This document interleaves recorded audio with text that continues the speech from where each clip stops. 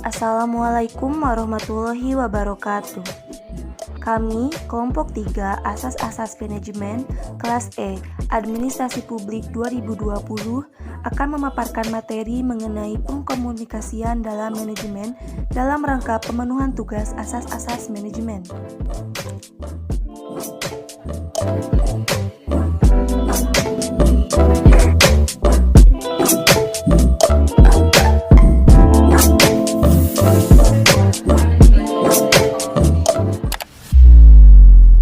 Assalamualaikum warahmatullahi wabarakatuh. Di sini saya akan menyampaikan materi mengenai definisi komunikasi. Definisi komunikasi. Secara etimologis, kata komunikasi berasal dari bahasa Latin yaitu communicare, yang artinya menyampaikan. Komunikasi merupakan proses yang menghubungkan berbagai komponen-komponen dari organisasi secara bersama, baik secara vertikal maupun horizontal dan diagonal. Inti dari komunikasi ialah pertukaran penyampaian dan penerimaan informasi antara pengirim dan penerima, baik orang atau tempat, sehingga ada saling pengertian karena memiliki makna yang sama tentang pesan yang dikirim dan diterima. Komunikasi berlangsung di dalam dan di antara unit-unit organisasi, sehingga organisasi menjadi dinamis. Selanjutnya ada definisi komunikasi menurut para ahli. Yang pertama dari Gode. Menurut Gode, komunikasi adalah suatu proses yang membuat sesuatu dari semula yang dimiliki oleh seseorang atau monopoli seseorang menjadi dimiliki dua orang atau lebih.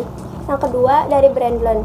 Menurut Brandlin, komunikasi timbul didorong oleh kebutuhan-kebutuhan untuk mengurangi rasa ketidakpastian, bertindak secara efektif, mempertahankan atau memperkuat ego. Yang ketiga, menurut Jennings dan Kelly. Menurutnya, komunikasi merupakan suatu proses di mana seseorang atau komunikator menyampaikan stimulus atau biasanya dalam bentuk kata-kata dengan tujuan mengubah atau membentuk perilaku orang lainnya atau khalayak. Yang keempat dari Bergson dan Steiner. Menurutnya, komunikasi adalah suatu proses penyampaian informasi, gagasan, emosi, keahlian, dan lain-lain melalui penggunaan simbol-simbol seperti kata-kata, gambar-gambar, angka-angka, dan lain-lain. Selanjutnya ada komunikasi antar pribadi atau interpersonal communication, yaitu proses saling bertukar informasi serta pemindahan pengertian antara dua individu atau lebih di dalam suatu kelompok kecil manusia.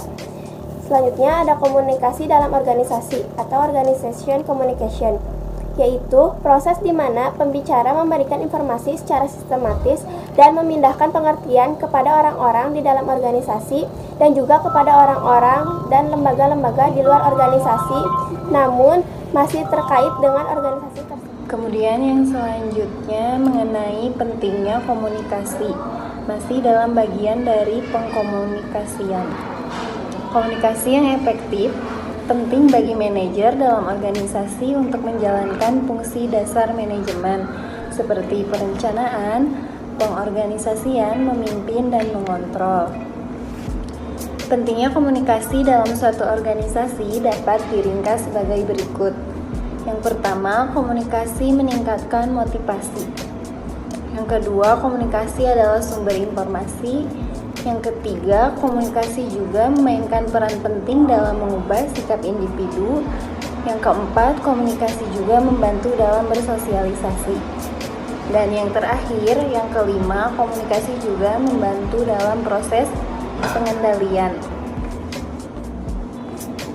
Sistem komunikasi yang efektif dan efisien membutuhkan kemampuan manajerial dalam menyampaikan dan menerima pesan. Dengan demikian, tanggung jawab utama seorang manajer adalah mengembangkan dan memelihara sistem komunikasi yang efektif dalam sebuah organisasi. Lalu memasuki proses komunikasi. Proses komunikasi pada hakikatnya melalui dua tahap, yakni tahap transmisi dan juga tahap feedback. Pada awalnya, komunikasi diawali oleh inisiatif dari pengirim atau sender, lalu memasuki tahap encoding. Tahap encoding sendiri adalah proses di mana pengirim pesan memilih ide atau bahasan yang akan disampaikan kepada penerima pesan. Contohnya adalah ketika para pengirim memilih kata atau bahasan untuk disampaikan kepada penerima pesan atau ketika dia memilih kata saat dia akan menulis surat.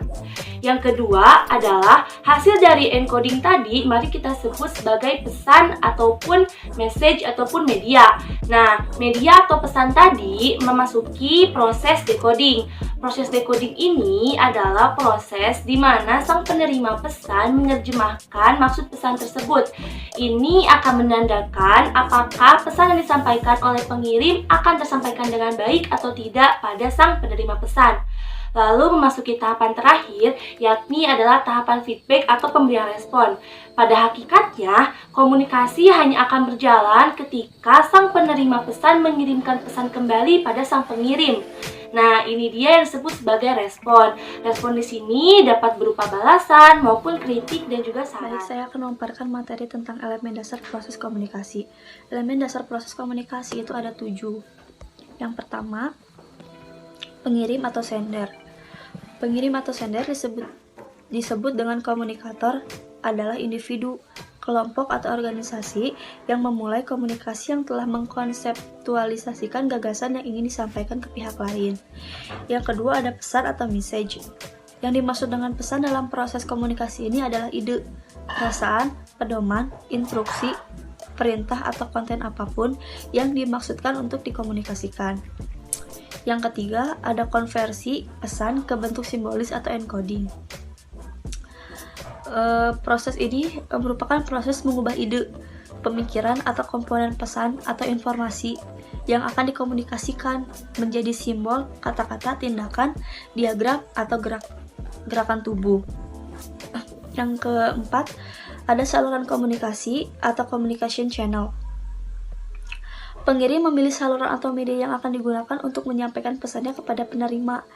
Pemilihan media saluran komunikasi ini harus dilakukan dengan hati-hati agar pesan atau informasi yang akan disampaikan ini secara efektif dapat ditafsirkan dengan benar oleh penerima. Yang kelima, ada pengertian ulang simbolis atau decoding. Di proses decoding ini, penerima menafsirkan pesan pengirim dan mencoba memahaminya sebaik mungkin. Yang keenam, ada penerima atau receiver. Penerima adalah orang yang ditargetkan untuk pesan atau informasi tersebut. Yang ketujuh, ada umpan balik atau feedback. Umpan balik atau feedback adalah langkah terakhir dari proses komunikasi untuk memastikan penerima telah menerima pesan dan telah menafsirkannya dengan benar sesuai dengan yang dimaksud oleh pengirim. Komunikasi. Yang pertama, komunikasi dengan diri sendiri, yakni proses komunikasi yang terjadi dalam diri individu atau berkomunikasi dengan dirinya sendiri. Terjadinya suatu proses komunikasi di sini karena adanya seseorang yang memberi arti terhadap suatu objek yang diamatinya atau terlintas di pikirannya. Objek dalam hal ini bisa saja dalam bentuk benda, kejadian alam, pengalaman, peristiwa, fakta yang mengandung arti bagi manusia, baik yang terjadi di luar diri seseorang maupun dalam diri seseorang. Yang kedua, tipe komunikasi antar pribadi, yakni proses komunikasi yang berlangsung antara dua orang atau lebih secara tatap muka. Menurut sifatnya, komunikasi antar pribadi dibedakan atas dua macam, yaitu yang pertama, komunikasi diadik adalah proses komunikasi yang berlangsung antara dua orang dalam situasi bertatap muka. Komunikasi diadik dapat dilakukan dalam 3 bentuk, yaitu percakapan, wawancara, dan dialog. Yang kedua, komunikasi kelompok kecil, yakni proses komunikasi yang berlangsung antara 3 orang atau lebih secara tatap muka, yang dimana para anggotanya saling berinteraksi satu sama lain. Selanjutnya yang ketiga, komunikasi kelompok, yaitu komunikasi 2 orang atau lebih yang memiliki suatu identitas bersama dan yang berinteraksi secara reguler. Komunikasi kelompok didasarkan pada pengalaman, loyalitas, dan kepentingan yang sama. Komunikasi dapat terjadi di dalam kelompok dan juga antara kelompok. Contohnya seperti rapat, pertemuan, komunikasi kelompok dalam tetangga, teman, kerabat, ataupun kelompok diskusi. Selanjutnya yang keempat, komunikasi publik, yaitu suatu proses di mana pesan-pesan disampaikan oleh pembicara dalam situasi tatap muka di depan khalayak lebih besar. Komunikasi publik ini berlangsung secara tatap muka dan penyampaian pesannya berlangsung secara kontinu.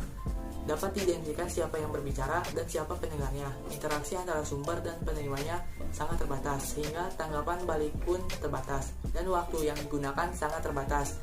Pesan yang disampaikan tidak berlangsung secara spontan, tetapi terencana, dipersiapkan lebih awal. Contohnya seperti kuliah umum, khotbah, rapat akbar, pengarahan, ceramah.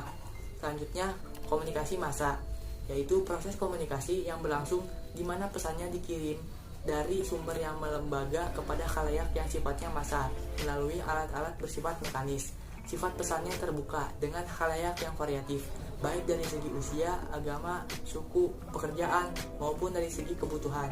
Sifat penyebarannya berlangsung secara cepat, serempak, dan luas. Sumber dan penerima dihubungkan oleh saluran yang telah diproses secara mekanik, yang dilakukan oleh reporter, penyiar, editor, teknisi, dan sebagainya. Proses perencanaan pesannya lebih formal, terencana, terkendali oleh redaktur, dan lebih rumit.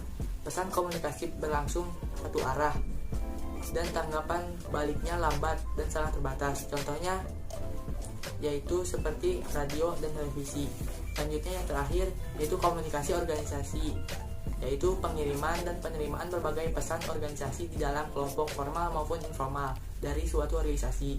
Komunikasi formal yaitu komunikasi yang terstruktur seperti ke atas, ke bawah, ataupun horizontal. Komunikasi informal, komunikasi yang terjadi di luar struktur organisasi. Komunikasi organisasi melibatkan komunikasi kelompok, komunikasi antar pribadi, komunikasi intrapribadi, dan terkadang komunikasi publik muncul.